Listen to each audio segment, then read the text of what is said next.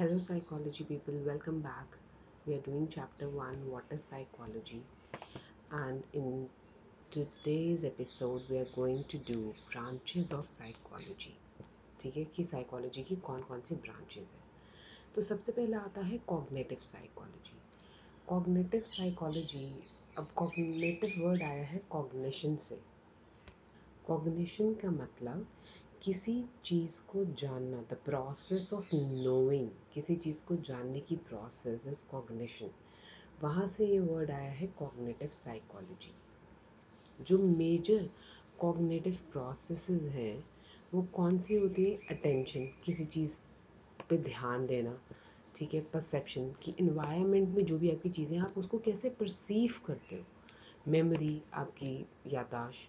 Reasoning, किसी भी चीज़ के लिए जब आप रीजनिंग देते हो, ऐसे ऐसा है तो ऐसा क्यों है. प्रॉब्लम सॉल्विंग, जब आप मैथ्स की प्रॉब्लम, लाइफ की प्रॉब्लम, रूबिक क्यूब, पजल्स, कुछ भी सॉल्व करते हो, that is problem solving. Decision making तो आपको रोज़ यूज़ करनी होती है. क्या पहनूँ, क्या नहीं पहनूँ, कहाँ जाऊँ, क्या खाऊँ, क्या पढ़ूँ, अभी खेलूँ, time management, everything is decision making. Language, जिस लैंग्वेज में हम बात करते हैं, और जो अगर आप कोई अदर लैंग्वेज सीख रहे हैं तो वो सब भी लैंग्वेज कैसे एक्वायर करते हैं. मान लीजिए आप फ्रेंच सीख रहे हैं, स्पेनिश सीख रहे हैं, जो कि हमारी लैंग्वेजेस नहीं है. हमारी मदर टंग तो हिंदी है, ठीक है, ज़्यादा से ज़्यादा इंग्लिश. तो अगर आप कुछ डिफरेंट लैंग्वेज सीख रहे हैं, ठीक है, तो उसको कैसे एक्वायर करते हैं. तो ये सारी प्रोसेसेस कॉग्निटिव प्रोसेसेस, इनको बोलते हैं कॉग्निटिव प्रोसेसेस. और इन्हीं चीज़ों की स्टडी करते हैं कॉग्निटिव साइकोलॉजिस्ट. मेंटल प्रोसेसेस जो कि इन्वॉल्व होती है इन सब चीज़ों में, कि हम कैसे एक्वायर करते हैं चीज़ें, ठीक है. एक्विजिशन मतलब एक्वायर करना. स्टोरेज मतलब मेमोरी का काम, कि ये सब चीज़ें कैसे स्टोर होती हैं. जो भी चीज़ें हम एक्वायर करते हैं, मान लीजिए कोई नई लैंग्वेज आप सीख रहे हैं, तो इसकी इन्फॉर्मेशन, कि हम जो नई लैंग्वेज सीख रहे हैं उसकी इन्फॉर्मेशन हमारी मेमोरी में किस तरीके से स्टोर होती है. Manipulation of the information, transform उस इंफॉर्मेशन को हम नॉलेज को कैसे रिसीव करते हैं. ट्रांसफॉर्मेशन ऑफ दैट नॉलेज हमारे इन्वायरमेंट में जो होती है. और फिर उसके साथ साथ कम्युनिकेशन का पार्ट भी कॉग्निटिव साइकोलॉजी में आता है. कम्युनिकेशन मतलब आपकी कम्युनिकेशन स्किल्स, मतलब जो हम बोल रहे हैं और जिस तरीके से हम इंटरप्रेट करते हैं, अंडरस्टैंड करते हैं चीज़ों को, जिस तरीके से हम चीज़ों को कॉम्प्रीहेंड करते हैं, वो सब भी कॉग्निटिव साइकोलॉजी का हिस्सा है. अब कॉग्निटिव जो प्रोसेसेस होते हैं, जो भी हमने कॉग्निटिव प्रोसेस की बात करी, attention, perception, memory, reasoning, problem solving, decision making, language, ये सारी जितनी कॉग्निटिव प्रोसेस है इनको पढ़ने के दो तरीके हैं. एक तो इनको पढ़ा जाता है लैब सेटिंग्स में.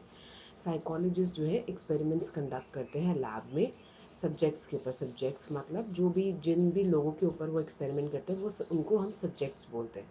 और उनके ऊपर वो लैब में स्टडी करते हैं, मेमोरी को स्टडी करते हैं या और भी चीज़ों को स्टडी करते हैं. तो ये तो हो गया लैब सेटिंग में, ठीक है. और एक होता है नेचुरल सेटिंग में. Natural settings A K A also known as ecological approach. इसमें क्या होता है कि आप नेचुरल सेटिंग्स में इन्वायरमेंटल फैक्टर्स किस तरीके से हमारे कॉग्निटिव प्रोसेस को इम्पैक्ट करते हैं वो पढ़ते हैं. मतलब फॉर एग्जांपल आप ये देखिए कि मान लीजिए रात का टाइम है, और ये तो बहुत फेमस एग्जांपल है ना, कि एक रस्सी को हमने सांप समझ लिया, तो उस हिसाब से हमारा बिहेवियर चेंज हो जाएगा. तो वो जो कॉग्निटिव प्रोसेस है, तो ये हमारा परसेप्शन, हमने कैसे परसीव करा. हमने एक रस्सी को, एक रोप को परसीव करा as a snake, because of natural environment में उस समय रात थी, सेटिंग नेचुरल इन्वायरमेंट में डिफरेंट थी. अगर यही दिन का टाइम होता तो शायद हमें साफ साफ दिख जाता कि अरे ये सांप नहीं, ये तो रोप है, रस्सी है ये. तो इस तरीके से हमारी कॉग्निटिव प्रोसेस, कैसे हमारा परसेप्शन चेंज हो जाता है नेचुरल इन्वायरमेंट में, उन चीज़ों को भी स्टडी करते हैं कॉग्निटिव प्रोसेसेस में psychologist. Another example could be कि मान लीजिए आप किसी, जैसे स्कूल में हैं या फिर घर पे हैं, डिफरेंट डिफरेंट सेटिंग्स में, ठीक है, या किसी शादी में हैं, तो डिफरेंट डिफरेंट सेटिंग्स में आपका बिहेवियर चेंज हो जाता है, ठीक है. अब आप डांस कर रहे हैं, मान लीजिए किसी डांस पार्टी में, कोई फ्रेंड की पार्टी है, ठीक है, और आप बर्थडे पार्टी है या कुछ है, वहाँ पे डांस कर रहे हैं, यू आर हैविंग फन, वहाँ पे आपका behaviour is going to be different. पर मान लीजिए आप स्कूल के किसी डांस कंपटीशन में पार्ट लेते हैं, now you know everybody is looking at you, you are being judged, you are being observed. तो आपका बिहेवियर और आपका डांसिंग स्टाइल इतना केयर फ्री नहीं होगा, everything is going to change. तो ये जो हमारे चेंजेस होते हैं नेचुरल सेटिंग में, हमारे बिहेवियर किस तरीके से चेंज होता है, हम चीज़ें कैसे परसीव करते हैं, सडनली हमें पता चला कि कोई हमें ऑब्जर्व कर रहा है तो हमारा बिहेवियर उस तरीके से चेंज हो गया, because we know that we are under observation. तो ये जो सारी चीज़ें हैं, ये सारे कॉग्निटिव साइकोलॉजिस्ट ये सारी चीज़ें स्टडी करते हैं। कॉग्निटिव साइकोलॉजिस्ट कोलैबोरेट भी करते हैं न्यूरो साइंटिस्ट के साथ और कंप्यूटर साइंटिस्ट के साथ। कंप्यूटर साइंटिस्ट के साथ क्यों करते हैं ये तो आपको पता होना चाहिए, क्योंकि हम पहले भी डिस्कस कर चुके हैं, because of the field of artificial intelligence. ठीक है, रोबोटिक जो फील्ड्स होती है उसमें जो आर्टिफिशियल इंटेलिजेंस है उसमें उनको पता मतलब रोबोट में जो मॉडल्स होते हैं तो वो उनको स्टडी करने होते हैं कि भाई रोबोट का जो मेंटल प्रोसेस है वो ह्यूमन माइंड की तरह होना चाहिए, है ना, आर्टिफिशियल इंटेलिजेंस में, कि रोबोट कैसे मतलब चीज़ें समझेंगे, कैसे एक्ट करेंगे। तो इसलिए वो जब तक ह्यूमन ब्रेन को नहीं समझेंगे तब तक वो आर्टिफिशियल इंटेलिजेंस में, रोबोटिक्स में कैसे यूज़ करेंगे उन चीज़ों का। तो इसलिए computer scientist plus neuro scientist, इसलिए क्योंकि न्यूरो साइंटिस्ट क्या पढ़ते हैं, न्यूरो साइंटिस्ट पढ़ते हैं हमारा ब्रेन, हमारे ब्रेन में जो न्यूरॉन्स होते हैं, सेल्स, हमारी ब्रेन की फंक्शनिंग। तो जो आप अटेंशन देते हो किसी चीज़ को, परसीव करते हो, हमारी मेमोरी, रीजनिंग, ये सारे प्रॉब्लम सॉल्विंग, ये सारी जो स्किल्स हैं अल्टीमेटली ये सब ब्रेन में फंक्शन करते हैं, राइट। तो इसलिए न्यूरो साइंटिस्ट भी, तो इनके साथ कोलैबोरेट करके काफ़ी सारी थ्योरीज बनती हैं और काफ़ी सारी आगे रिसर्चेज होती हैं, करते हैं cognitive psychologist. Next branch is biological psychology. Biological psychology क्या करती है, बायोलॉजिकल साइकोलॉजी फोकस करती है रिलेशनशिप बिटवीन बिहेवियर, हमारा बिहेवियर और हमारा फिजिकल सिस्टम। यहाँ से फिजिकल सिस्टम मतलब जो हमारा बायोलॉजिकल सिस्टम, इंटरनल सिस्टम है उसके ऊपर, कि कैसे हमारा फिजिकल, अगर आप मान लो कि कोई इंसान फिजिकली बीमार रहता है बहुत ज़्यादा, तो उसका बिहेवियर चिड़चिड़ा सा होगा, उसका बिहेवियर ज़्यादा अच्छा होगा नहीं ऑल द टाइम। और वहीं कोई इंसान फिट है, हेल्दी है एकदम, तो उसका behaviour is going to be very cheerful, very happy. तो हमारा फिज़िकल सिस्टम, और फिज़िकल सिस्टम में सिर्फ हमारी हेल्थ नहीं आती, हमारा ब्रेन, ठीक है, हमारा ब्रेन की डेवलपमेंट, एवरीथिंग। तो इंक्लूडिंग ये हमारा ब्रेन इंक्लूड करता है, प्लस हमारा नर्वस सिस्टम, ठीक है। तो हमारा ब्रेन और नर्वस सिस्टम किस तरीके से काम करता है, हमारा नर्वस सिस्टम मतलब जिसमें central nervous system, peripheral nervous system दोनों आते हैं, पूरा एंटायर नर्वस सिस्टम की बात हो रही है। देन हम बायोलॉजिकल साइकोलॉजी में पढ़ते हैं इम्यून सिस्टम, हमारी इम्यूनिटी। और आपको ये पता होना चाहिए कि आगे आपको पता चलेगा न्यूरो वगैरह के बारे में। ब्रेन में जो सेल्स होते हैं उनको न्यूरॉन्स बोलते हैं, और वो जो न्यूरॉन्स होते हैं वो स्टोर करते हैं न्यूरो, एक केमिकल्स होते हैं जिसकी वजह से ही हमारे काफ़ी सारी चीज़ें बिहेवियर में चेंजेस होते हैं, या हम एक्साइटेड होते हैं या सैड फील करते हैं, जो भी हम फील करते हैं। तो काफ़ी हद तक न्यूरो का उसमें काफ़ी रोल होता है। तो इम्यून सिस्टम क्यों इम्पोर्टेंट है, क्योंकि आपने सुना होगा जैसा खाए अन्न वैसा होए मन। ये एक्चुअली बिल्कुल ट्रू फैक्ट है, क्योंकि हमारे गट में, हमारे इंटेस्टाइन में जो भी हम खाते हैं वहीं पे डाइजेशन होती है, और बहुत सारे न्यूरो है जो वहाँ पे मैन्युफैक्चर होते हैं, मतलब वहाँ पर बनते हैं।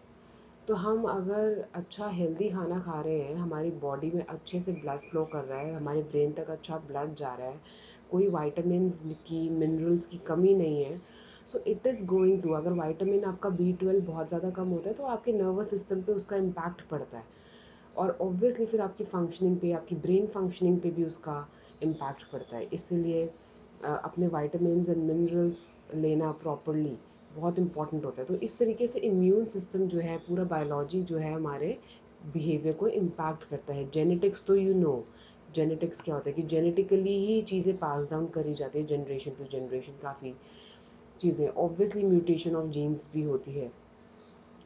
तो बायोलॉजिकल साइकोलॉजिस्ट जो हैं काफ़ी बार neuroscientist, again neuroscientist इसलिए क्योंकि वो न्यूरॉन्स को, ब्रेन को, पूरे नर्वस सिस्टम को स्टडी करते हैं, तो उनके साथ कोलैबोरेट करते हैं। अब जूलॉजिस्ट, न्यूरो साइंटिस्ट का तो पता चल गया कि वो ब्रेन और के लिए स्टडी करते हैं। जूलॉजिस्ट कैसे इम्पॉर्टेंट है? जूलॉजिस्ट कौन होते हैं? जूलॉजिस्ट वो लोग होते हैं जो स्टडी करते हैं एनिमल्स को जो स्टडी करते हैं उनको जूलॉजिस्ट बोलते हैं। अब इनका क्या रोल है साइकोलॉजी में?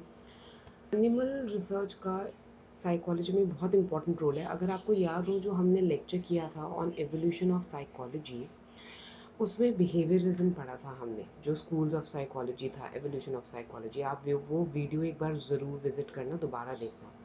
और बिहेवियरिज्म में हमने इवान पैवलो की बात कर रही थी, जॉन वॉटसन की बात करी जो कि इवान पैवलो से बहुत ज़्यादा इंस्पायर्ड थे। और इवान पैवलो, स्किनर, इन लोगों ने एनिमल्स पे एक्सपेरिमेंट करे। इवान पैवलो का एक्सपेरिमेंट मैंने उसमें दिखाया हुआ है, बताया हुआ है, समझाया हुआ है कि कैसे डॉग के ऊपर उन्होंने एक्सपेरिमेंट करा, and from there classical conditioning की थ्योरी डेवलप हुई।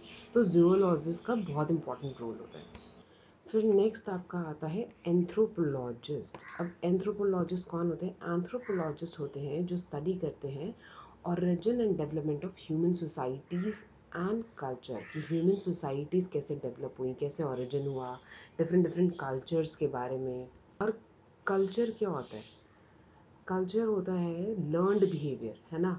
क्योंकि मान लो हमारे इंडियन कल्चर में क्या है, इंडियन कल्चर में जब किसी को ग्रीट करते हैं, किसी से मिलते हैं, तो हम नमस्ते बोलते हैं, दोनों हैंड्स फोल्ड करके नमस्ते करते हैं, ये हमारा कल्चर है। लेकिन बाहर चले जाओ तो हेलो का कल्चर है। अब तो यहाँ पे भी बहुत लोग हेलो करते हैं, हाय करते हैं। अगर और डिफरेंट कल्चर में जाओ तो उनके यहाँ हेलो करके दे हैव चीक टू चीक किस होता है, that is their culture. Japanese का अलग कल्चर है, वो बो डाउन करते हैं। सो सब का अलग अलग कल्चर है ग्रीट करने का। तो इन सब चीज़ों को एंथ्रोपोलॉजिस्ट स्टडी करते हैं कि कैसे ओरिजिनेट हुआ, कैसे डेवलप हुई ह्यूमन सोसाइटीज़, कैसे डिफरेंट कल्चर्स आए, बिलीफ सिस्टम्स आए, सोशल स्ट्रक्चर क्या है। तो ये सारी चीज़ें एंथ्रोपोलॉजिस्ट स्टडी करते हैं। तो ये भी साइकोलॉजी का ही हिस्सा है। तो टाइम टू टाइम जो है इन डिफरेंट डिफरेंट फील्ड के लोगों के साथ कोलैबोरेट करती रहती है psychology to understand in depth human functioning of the brain. Next field आती है न्यूरोसाइकोलॉजी। न्यूरो साइंटिस्ट वर्ड तो आप काफ़ी टाइम से सुनते ही आ रहे हैं। तो अब बात आती है न्यूरोसाइकोलॉजी की। अब न्यूरोसाइकोलॉजी जो स्टडी करते हैं वो होते हैं न्यूरोसाइकोलॉजिस्ट। न्यूरोसाइकोलॉजी किसके साथ कोलैबोरेट करती है? अब न्यूरोसाइकोलॉजी में क्या होता है कि साइकोलॉजिस्ट और न्यूरो साइंटिस्ट दोनों साथ में काम करते हैं, ठीक है? न्यूरोसाइकोलॉजी में वो न्यूरोसाइकोलॉजिस्ट जो होते हैं, ऑब्वियसली वो नर्वस सिस्टम वगैरह सारा स्टडी करते हैं। तो न्यूरो जिसके बारे में मैंने आपको बताया था कि केमिकल सब्सटेंसेस होते हैं वो, जो हमारे न्यूरॉन्स, जो ब्रेन सेल्स होते हैं वो बनाते हैं, ठीक है? और उनकी कम्युनिकेशन को बोलते हैं न्यूरल कम्युनिकेशन। अगेन ये जो हमने स्टार्टिंग में एक वीडियो करी थी मेंटल प्रोसेस वाली, वो एक बार देख लेना तो आपको अच्छे से समझ आ जाएगा। न्यूरॉन्स जो हमारे ब्रेन सेल होते हैं वो न्यूरो बनाते हैं, और न्यूरॉन्स आपस में न्यूरो एक्सचेंज करते हैं, जो उनके थ्रू जो कॉन्वर्सेशन होती है वो ऐसे होती है, उसी को बोलते हैं न्यूरल कॉन्वर्सेशन। और वो हमारे different areas of the brain में इफ़ेक्ट करता है, एसोसिएट करता है डिफरेंट मेंटल फंक्शन से। तो जो भी हमने मेंटल फंक्शंस पढ़े हैं कॉग्निटिव साइकोलॉजी में, भी जो भी मेंटल फंक्शंस पढ़े हैं ना, memory, remembering, learning, perception, attention, ये सारी चीज़ों में न्यूरल कम्युनिकेशन इन्वॉल्व होती है। तो इस तरीके से न्यूरोसाइकोलॉजिस्ट इन चीज़ों को स्टडी करते हैं। Plus they also do research. वो रिसर्च करते हैं नॉर्मल, मतलब people with normal brain functioning, ठीक है, जिनका ब्रेन डैमेज नहीं हुआ है, या फिर ऐसे लोगों पे भी रिसर्च की जाती है जिनका ब्रेन डैमेज हो गया। ब्रेन डैमेज कैसे हो सकता है? मान लो कोई एक्सीडेंट हो गया जहाँ ब्रेन सिवियर इंजरी हो गई आपके ब्रेन को, ठीक है, या फिर सीजर्स आते हैं, झटके, वो कहते हैं ना मिर्गी के दौरे और समथिंग। तो मतलब कुछ ऐसा इशू हो गया ब्रेन में, तो कुछ ना कुछ डैमेज हो गया, कोई ट्यूमर ब्रेन में हो गया डेवलप। तो इस तरीके के जो डैमेज ब्रेन होते हैं या फिर नॉर्मल ब्रेन फंक्शनिंग होती है, उन दोनों पे ही रिसर्चेस चलती रहती हैं।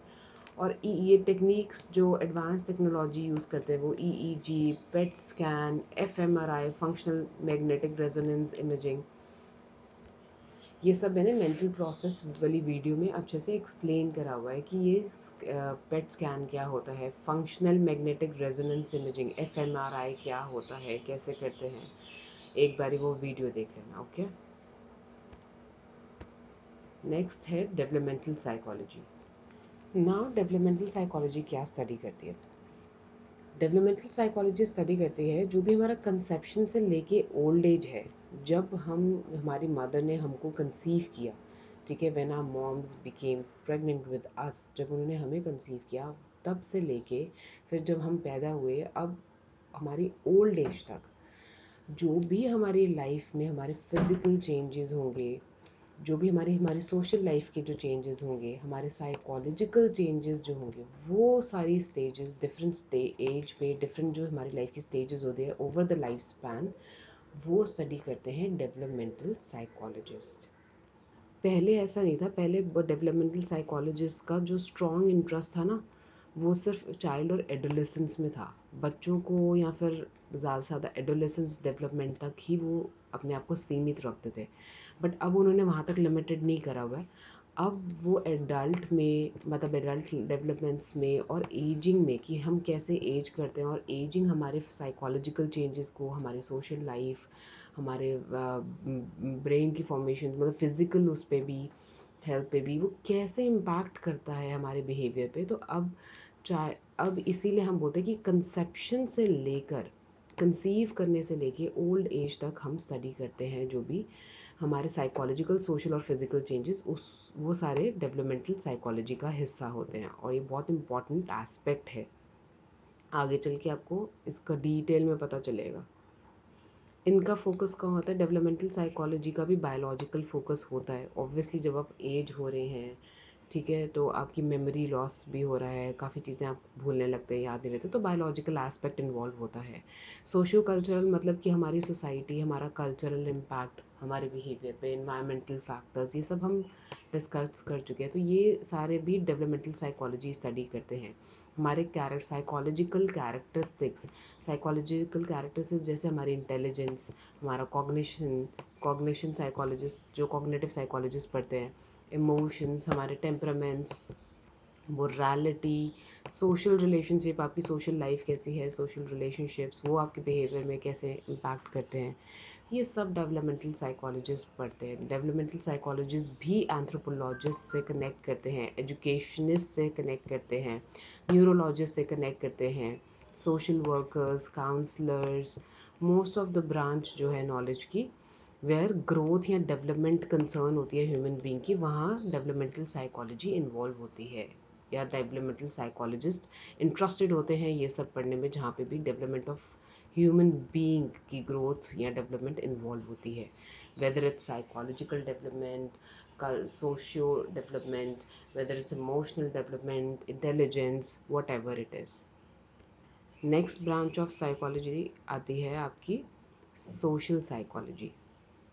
ना सोशल साइकोलॉजी क्या एक्सप्लोर करती है? सोशल साइकोलॉजी एक्सप्लोर करती है कि लोग कि डिफरेंट सोशल इन्वायरमेंट में कैसे बिहेव करते हैं, सोशल इन्वायरमेंट्स उनके बिहेवियर को कैसे इम्पैक्ट करते हैं। इसका भी एग्जांपल हम ले चुके हैं, जैसे स्कूल सेटिंग में आपकी बिहेवियर डिफरेंट है, घर पे डिफरेंट है, पार्टी में डिफरेंट है, तो डिफरेंट डिफरेंट सोशल इन्वायरमेंट में आपका डिफरेंट बिहेवियर है, ठीक है। और दूसरों का इन्फ्लुएंस, मान लीजिए, है ना, हाउ पीपल थिंक कि अबाउट एन इन्फ्लुएंस अदर्स, तो हम बहुत बारी ऐसा होता है कि हम लोगों की, मतलब फ्रेंड्स की इन्फ्लुएंस में आके कोई काम करते हैं, और बहुत बारी होता है कि हम अपनी ओपिनियन से उनको इन्फ्लुएंस करते हैं कि नहीं नहीं यही मूवी देखते हैं, यही करते हैं, ऐसे ही करते हैं। तो एक दूसरे को हम कैसे इन्फ्लुएंस करते हैं। सोशल साइकोलॉजिस्ट जो इंटरेस्टेड रहते हैं टॉपिक्स में, वो है एटीट्यूड्स पढ़ने में। अब एटीट्यूड का मतलब ये नहीं है कि भैया आप, ईगो वाला एटीट्यूड नहीं है, उसने मेरा फ़ोन नहीं उठाया तो मैं भी उसका नहीं उठाऊंगा, मैं भी एटीट्यूड दिखाऊंगा, ये उस एटीट्यूड की बात नहीं हो रही। Attitude, general attitude towards something. your attitude towards life, your attitude towards different aspects of life, उस एटीट्यूड की बात हो रही है। ठीक है। कंफॉर्मिटी का मतलब होता है अग्री करना। जैसे इन्फ्लुएंस की हम बात कर रहे हैं, ठीक है, कुछ आपके फ्रेंड ग्रुप, 5 लोगों का ग्रुप है आपके फ्रेंड्स में, तो मान लो 4 लोग या 3 लोग किसी एक चीज़ पे अग्री कर रहे हैं, 2 लोग नहीं कर रहे हैं, लेकिन फिर आपको लगता है कि यार मेरे को ग्रुप से निकाल देंगे, या सबको नाराज़ क्यों करना, मेरी वजह से ऐसे, मेरी वजह से वैसे, चलो ठीक है मैं भी मान लेते हैं। तो उस टाइम पे कंफर्म करना, क्योंकि सब वही काम कर रहे हैं तो आप भी वही काम कर रहे हो। ठीक है, that is conformity. Obedience to authority, मतलब अपने से बड़े जो अथॉरिटी है, फिगर है, कोई अथॉरिटी फिगर है, जैसे पेरेंट्स हैं, टीचर्स हैं, उन लोगों को ओबे करना। इंटरपर्सनल अट्रैक्शन, ठीक है, इंटरपर्सनल मतलब एक दूसरे के बीच में म्यूचुअल सम। इंटरपर्सनल और इंट्रापर्सनल दो अलग अलग वर्ड्स होते हैं। तो इंटरपर्सनल का मतलब होता है दूसरों के साथ जब हम बात करते हैं, जैसे भी जो इंट्रैक्शंस होते हैं हमारे। हेल्पफुल बिहेवियर, अब किसी को हम प्रॉब्लम में देखते हैं तो हम हेल्प करते हैं। प्रेजुडिस, हमारे एग्रेशन, क्यों हमें इतना गुस्सा आता है। Social motivation, inter group relations, 2 groups के बीच में, एंड सो ऑन। बहुत कुछ होता है सोशल साइकोलॉजी में स्टडी करने के लिए। तो ये सब सारी चीज़ें सोशल साइकोलॉजी एक्सप्लोर करती है। नेक्स्ट आती है culture, cross culture and cultural psychology, जो कि एग्जामिन करती है कि कल्चर का क्या रोल है हमारे बिहेवियर में। ठीक है, एज आई सेड कि डिफरेंट डिफरेंट कल्चर्स में डिफरेंट तरीके के बिहेवियर्स होते हैं। ठीक है, जैसे इंडिया में हमने बात करें कि नमस्ते करके ग्रीट करते हैं, किसी और कल्चर में किसी और तरीके से ग्रीट करते हैं, जापानीज़ में कहीं और बो डाउन करके करते हैं। तो डिफरेंट कल्चर्स में, और सिर्फ ग्रीटिंग्स में नहीं, अदरवाइज भी कल्चर का जो इम्पैक्ट होता है ओवरऑल हमारे बिहेवियर पे, हमारे थॉट्स पे, हमारे इमोशन पे, ठीक है, वो क्या मानते हैं, हम किस चीज़ को कितनी इम्पोर्टेंस देते हैं, तो उस तरीके से जो है हमारा क्रॉस कल्चर या फिर कल्चरल साइकोलॉजी कल्चर का इम्पैक्ट बिहेवियर पे, हमारे थॉट्स पे, हमारे इमोशंस को पे समझती है, वो स्टडी करते हैं। क्योंकि इनका कल्चरल साइकोलॉजिस्ट का ये मानना है कि हम जो सॉरी उनका ये मानना है कि हम जो ह्यूमन बीइंग्स हैं वो सिर्फ हमारा ह्यूमन का अपना बायोलॉजिकल वो नहीं है कि आप अपने, ठीक है, आपने ब्रेन को स्टडी कर लिया, न्यूरोट्रांसमीटर को स्टडी कर लिया, या नर्वस सिस्टम को स्टडी कर लिया तो आपको सब समझ आ जाएगा। वो ये मानते हैं कि हम बाय प्रोडक्ट हैं अपने कल्चर का। हम सोसाइटी में रहते हैं तो सोसाइटी हमें, बायोलॉजिकल एस्पेक्ट जो है हमारे बिहेवियर के वो तो है, पर सोसाइटी हमें किस तरीके से इम्पैक्ट करती है हमारे बिहेवियर को, हमारा कल्चर किस तरह से इम्पैक्ट करता है। हम जब दूसरे लोगों से मिलते हैं, नए नए कल्चर के बारे में जानते हैं, तो वो सब जो हमारे क्रॉस कल्चर चीज़ें हैं वो हमारे सोचने के तरीके पे, हमारे थॉट्स पे, हमारे बिहेवियर पे क्या इम्पैक्ट डालती हैं, वो सब क्रॉस कल्चर और कल्चरल साइकोलॉजी स्टडी करती है। अब नेक्स्ट आता है हमारा field environmental psychology and health psychology. अब एनवायरमेंटल साइकोलॉजिस्ट स्टडी करते हैं कि कैसे फिज़िकल फैक्टर्स, हमारे फिज़िकल फैक्टर्स कौन से हो गए, जैसे हमारा टेम्परेचर। अब ये हमारा टेम्परेचर हमारी बॉडी का टेम्परेचर भी हो सकता है। मान लो जब आपको बहुत तेज़ बुखार होता है तो आपका बिहेवियर अलग होता है, और ये टेम्परेचर आउटसाइड टेम्परेचर भी हो सकता है। बॉडी के टेम्परेचर की वैसे यहाँ पे बात नहीं हो रही, यहाँ पे बात हो रही है एनवायरनमेंट में ये जो टेम्परेचर है, जैसे 40 डिग्री 50 डिग्री टेम्परेचर चला जाता है, तो वो हमारे बिहेवियर को कैसे इम्पैक्ट करता है। और ज़्यादा एग्रेशन बढ़ जाता है, गुस्सा बढ़ जाता है, चिड़चिड़ापन बढ़ जाता है। ठीक है, किसी चीज़ पे फोकस नहीं कर पाते हैं, क्योंकि सारा फोकस तो ये होता है कि इतनी गर्मी, इतनी गर्मी है। ठीक है, मान लो अब लाइट चली जाए, एसी भी नहीं चल रहा है, कुछ भी काम नहीं कर रहा है, और इतनी गर्मी, पसीने बह रहे हैं, तो आप पढ़ाई नहीं कर पाओगे ऐसे उसमें आपका बिहेवियर भी चेंज हो जाएगा। ठीक है, उस टाइम पे तो ये हमारा बिहेवियर इन्वायरमेंट, मतलब इन्वायरमेंटल साइकोलॉजी मतलब हमारा एक्सटर्नल इन्वायरमेंट, जो हमारा फिजिकल फैक्टर्स है वो कैसे इम्पैक्ट करते हैं। इसी तरीके से ह्यूमिडिटी हो गई, जैसे टेम्परेचर को पढ़ा ऐसे ह्यूमिडिटी हो गई, पॉल्यूशन हो गया, नेचुरल डिज़ास्टर ह्यूमन बिहेवियर पे कैसे इम्पैक्ट करता है। नेचुरल डिज़ास्टर कोई भी आ गया, मान लो अर्थक्वेक आया, अब अर्थक्वेक की वजह से कितना नुकसान हुआ, कि क्या लॉसेस हुए, है ना, वो उसकी वजह से भी हमारे बिहेवियर पे भी चेंज आ जाता है। कोई भी नेचुरल क्लाइमिटी हुई, नेचुरल डिज़ास्टर कुछ हुआ तो हमारा बिहेवियर चेंज हो जाता है।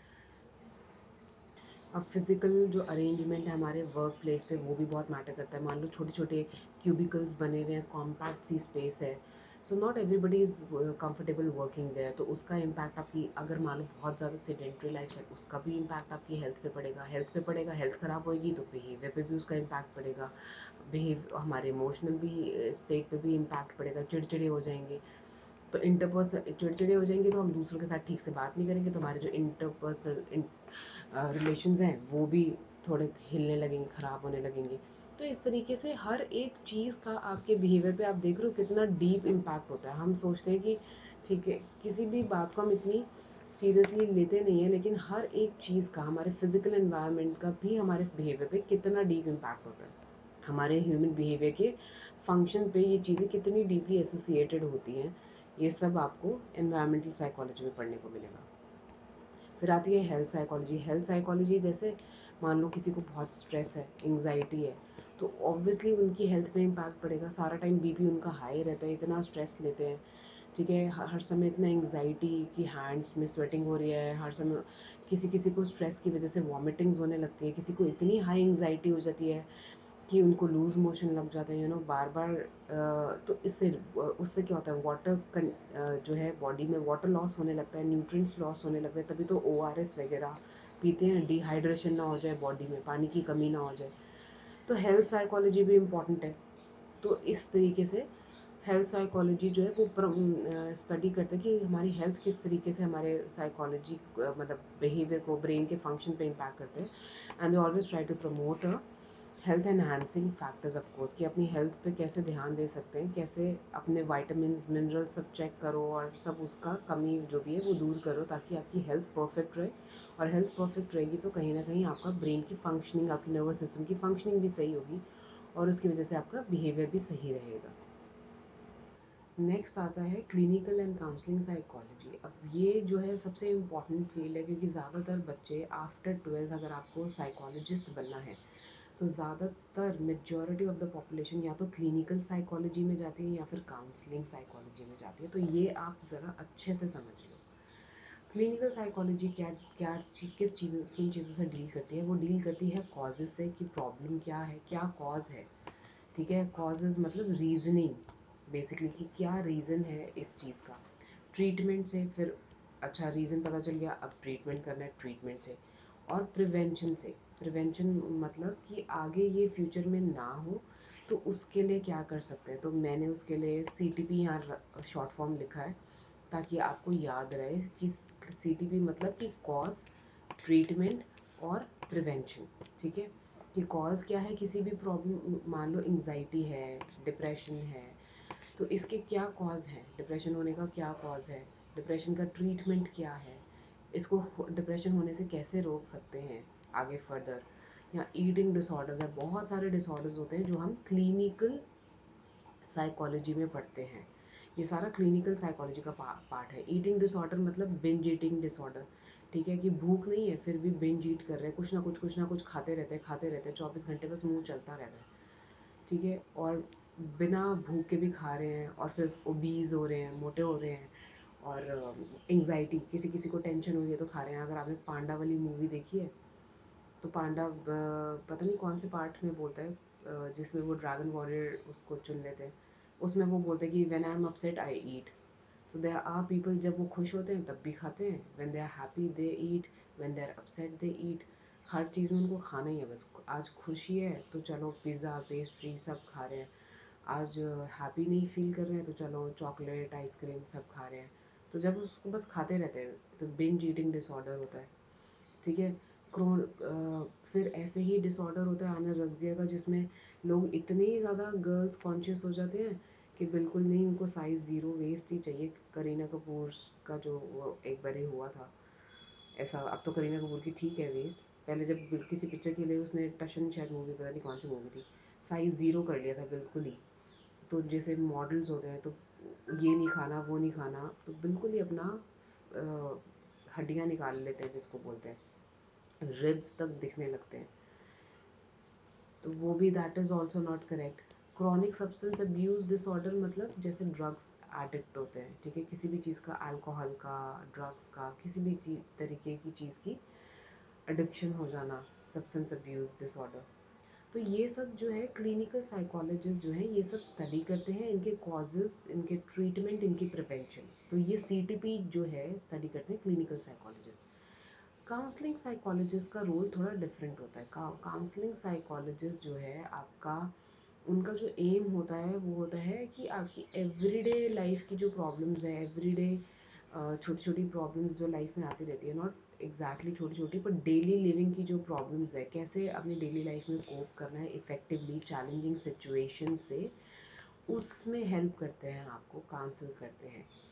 ठीक है, आपकी रोज़मर्रा की जो ज़िंदगी होती है, डेली जो लाइफ होती है, उसमें जो आपके लाइफ में चैलेंजेस आ रहे हैं, ओवरऑल कोई जो भी प्रॉब्लम्स आ रहे हैं, उसको उससे डील करते हैं। स्टूडेंट्स को भी काउंसिल करते हैं, करियर गाइडेंस होती है, काउंसलिंग होती है। स्टूडेंट्स अगर जो भी करियर प्लान करने में दिक्कत हो रहा है उनको, या उनकी कोई पर्सनल प्रॉब्लम्स होती है स्टूडेंट्स की, आप देखो, आप अब आपके स्कूल में मुझे पता नहीं काउंसलर है कि नहीं है, पर बहुत से स्कूल्स में अब तो गवर्नमेंट ने सब स्कूल्स में मैंडेटरी कर दिया है कि काउंसलर होगा ही होगा। तो उनका काम यही होता है, अगर आपको कोई भी प्रॉब्लम आया अपने करियर में, पढ़ाई से रिलेटेड, या अगर आपको अदरवाइज भी कोई पर्सनल प्रॉब्लम आपको लगता है आप फेस कर रहे हो, you can go and talk to your counselling psychologist. तो स्कूल्स में काफ़ी सारे जो स्कूल्स में अपॉइंटमेंट्स होते हैं वो काउंसलिंग साइकोलॉजिस्ट के होते हैं, और जो क्लिनिकल साइकोलॉजिस्ट होते हैं वो ज़्यादातर हॉस्पिटल्स में आपको मिलेंगे। ठीक है, तो वो थोड़े से कम सीरियस, थोड़े जो लेस सीरियस इश्यूज होते हैं उनसे डील करते हैं काउंसलिंग साइकोलॉजिस्ट। और क्लिनिकल साइकोलॉजिस्ट जो है, जो थोड़े सीटीपी के बारे में बात करते हैं, ठीक है, जो थोड़े मेंटल डिसऑर्डर्स को जो स्टडी करते हैं वो होते हैं क्लिनिकल साइकोलॉजिस्ट। तो काउंसलिंग साइकोलॉजिस्ट और क्लिनिकल साइकोलॉजिस्ट में आई होप आपको डिफरेंस क्लियर हो। आफ्टर ट्वेल्थ जब आप बैचलर करेंगे अपना, तब आपको भी चूज़ करना पड़ेगा फाइनल ईयर में, आई थिंक, कि क्लिनिकल में जाना है आपको या काउंसलिंग साइकोलॉजी लेना है। तो काउंसलिंग साइकोलॉजी वाले ज़्यादातर स्कूल सेटअप में काम करते हैं, स्कूल में एज अ काउंसलर लग जाते हैं।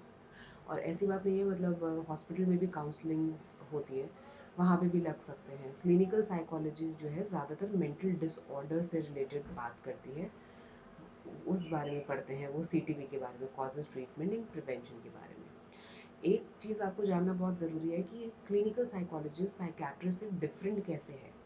ठीक है, बहुत लोगों को लगता है कि साइकोलॉजिस्ट और साइकेट्रिस्ट सेम चीज़ होती है, बट ऐसे नहीं होता है। क्लिनिकल साइकोलॉजिस्ट वो होते हैं जो आफ्टर बीए फिर आप अपनी एमए करोगे, और एमए के बाद आप एमफिल करोगे।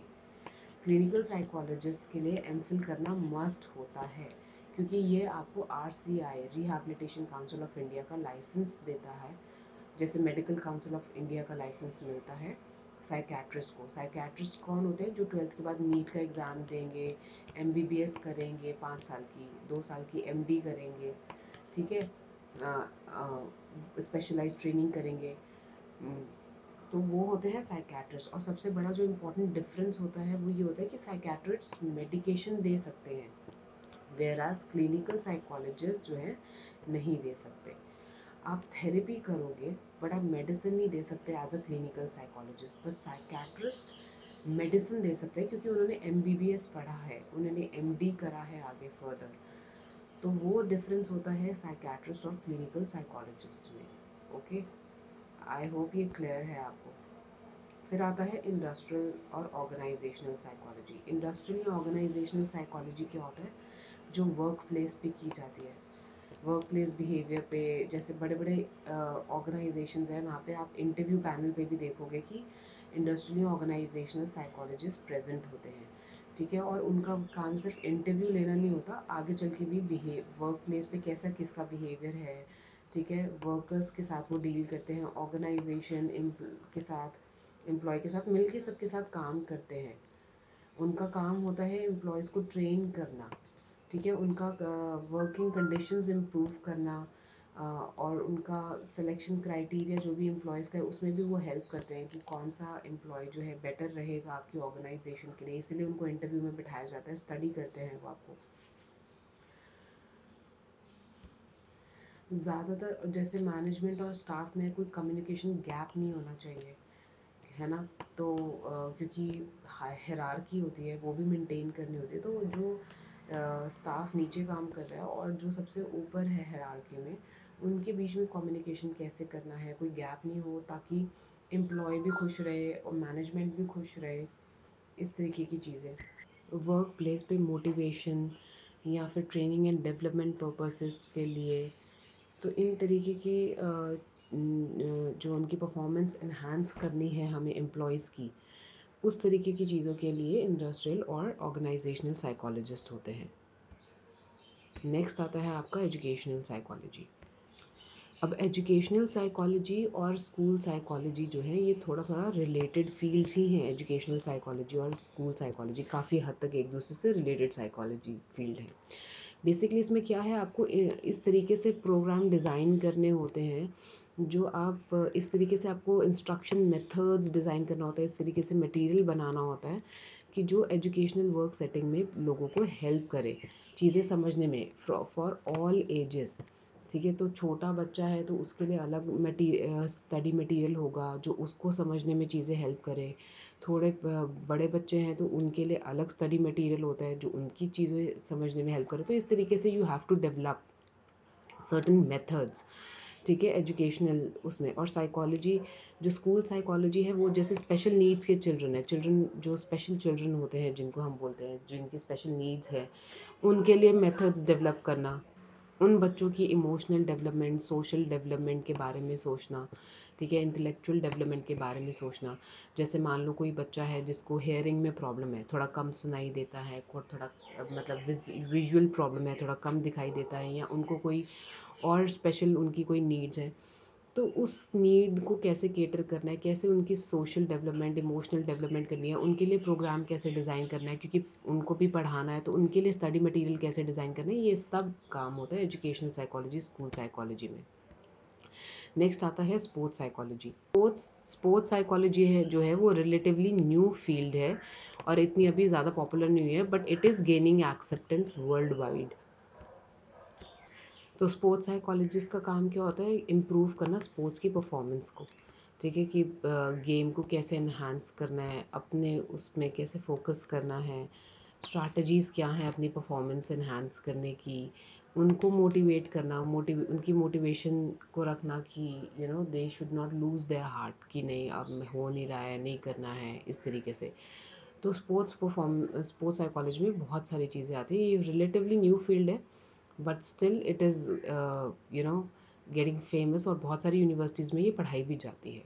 तो एमर्जिंग और जो अदर डिसिप्लिन्स हैं साइकोलॉजी के जो आ रहे हैं, वो है space psychology, military psychology, forensic psychology, जहाँ पे आप क्रिमिनल्स के माइंड को स्टडी करते हैं कि क्यों कोई इतना ज़्यादा क्राइम रेट है, तो क्रिमिनल्स के इसके माइंड में क्या चल रहा होता है, उसके उनके ब्रेन मतलब उनके बारे में स्टडी करना, उनकी साइकोलॉजी को समझना, दैट इज़ फॉरेंसिक साइकोलॉजी।